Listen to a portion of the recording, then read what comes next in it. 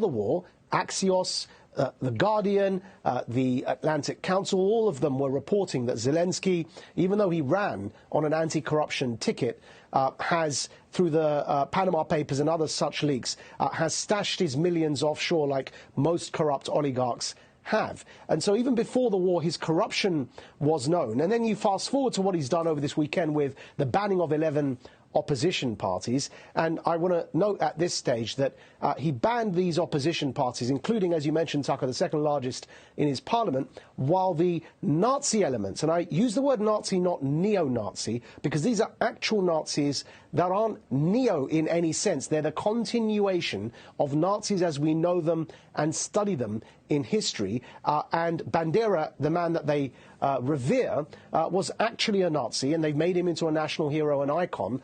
The Nazis in Ukraine have not been banned by Zelensky. And so this is a very interesting point, that you've got a man that's, that we're hailing as a democratic icon who's fighting for freedom and democracy in our way of life, banning all opposition parties, controlling through the state the media narrative, while refusing not only to ban Nazis, but having, after not banning them, incorporated them into his state.